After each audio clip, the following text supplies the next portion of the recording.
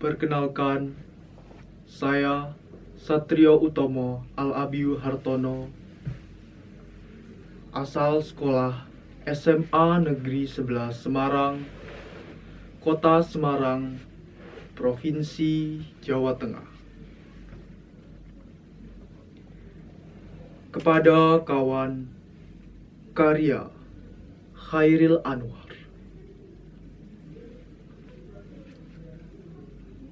Sebelum ajal mendekat dan mengkhianat, mencengkam dari belakang ketika kita tidak melihat.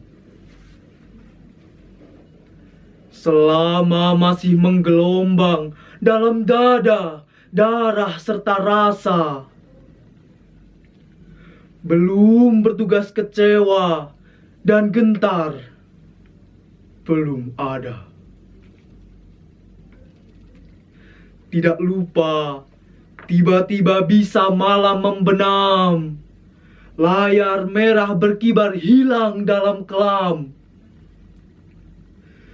Kawan, mari kita putuskan kini di sini. Ajal yang menarik kita juga mencekik diri sendiri. Jadi, isi gelas sepenuhnya lantas kosongkan. Tembus jelajah dunia ini dan balikkan. Peluk kucu perempuan, tinggalkan kalau merayu.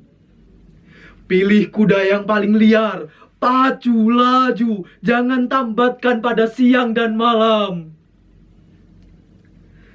Dan hancurkan lagi apa yang kau perbuat. Hilang sonder pusaka, sonder kerabat. Tidak minta ampun atas segala dosa. Tidak memberi pamit pada siapa saja. Jadi, mari kita putuskan sekali lagi. Ajal yang menarik kita kan merasa angkasa sepi.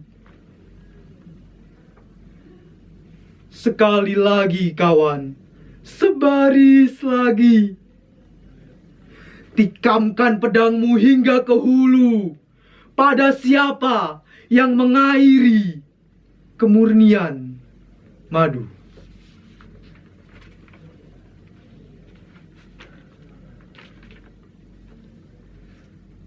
Jendela Ibu, karya Djoko Pinurbo. Waktu itu, saya sedang mencari taksi untuk pulang. Entah dari mana munculnya, seorang sopir taksi tahu-tahu sudah memegang tangan saya. Meminta saya segera masuk ke dalam taksinya. Saya duduk di jok belakang, membelakangi kenangan. Harum, rindu, membuat saya ingin lekas tiba di rumah. Minum kopi bersama senja di depan jendela. Ia sopir yang periang.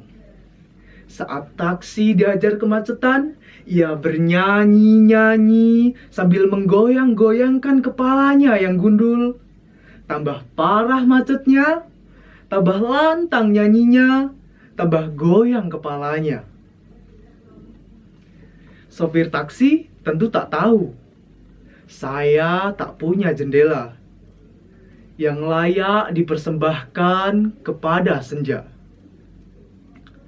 Jendela saya seperti hati saya, dingin, muram, ringkih, takut. Melihat senja tersungkur dan terkubur di cakrawala. Lama-lama saya mengantuk, kemudian tertidur. Taksi memasuki jalanan mulus dan lenggang, melintasi deretan bangunan tua dengan jendela-jendela yang tertawa. Di tepi jalan berjajar pohon cemara. Di ranting-ranting cemara bertengger burung gereja. Laju taksi tiba-tiba melambat. Taksi berhenti di depan kedai kopi. "Mari ngopi dulu, penumpang," ujar sopir taksi. "Baiklah, sopir," saya menyahut. Aku berserah diri menuruti panggilan kopi.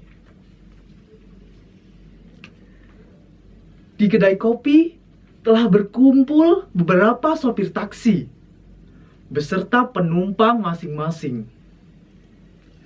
Mereka dilayani seorang perempuan tua yang keramahannya membuat orang ingin datang lagi ke kedainya. "Urip iki mung mampir ngopi," ucapnya seraya menghidangkan secangkir kopi di hadapan saya. Lalu menepuk-nepuk pundak saya. Wajahnya yang damai dan matanya yang hangat segera mengingatkan saya pada ibu. Saya terbangun setelah sopir taksi menepuk-nepuk pundak saya. Taksi sudah sampai di depan rumah. Setelah saya membayar ongkos dan mengucapkan terima kasih, sopir tersenyum dan berkata, "Selamat bertemu senja di depan jendela, penumpang." Saya berterima kasih kepada ibu yang diam-diam telah mengirimkan sebuah jendela kecil untuk saya. Paket jendela yang saya temukan di beranda. Saya tidak pangling dengan jendela itu. Jendela tercinta yang kacanya bisa memancarkan beragam warna. Ibu suka duduk di jendela itu malam-malam. Cahaya langit memantul biru pada kaca jendela.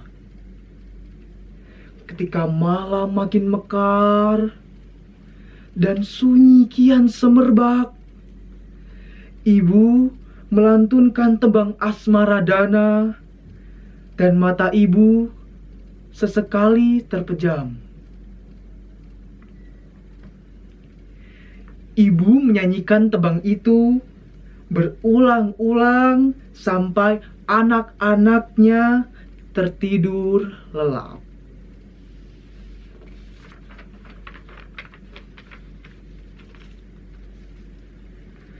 Saya pasang jendela kiriman ibu di dinding kamar. Cahaya hitam pekat membalut kaca jendela. Perlahan muncullah cahaya remang, diiringi suara burung dan gemercik air sungai. Jendela saya buka. Lalu saya duduk tenang, ditemani secangkir kopi. Saya dan kopi terperangah ketika cahaya berubah terang. Tampaklah di seberang sana sungai kecil yang mengalir jernih di bawah langit senja. Di tepi sungai ada batu besar. Saya lihat sopir taksi saya sedang duduk bersila di atas batu besar itu. mengidungkan tembang asmaradana kesukaan ibu. Kepalanya yang gundul berkilauan.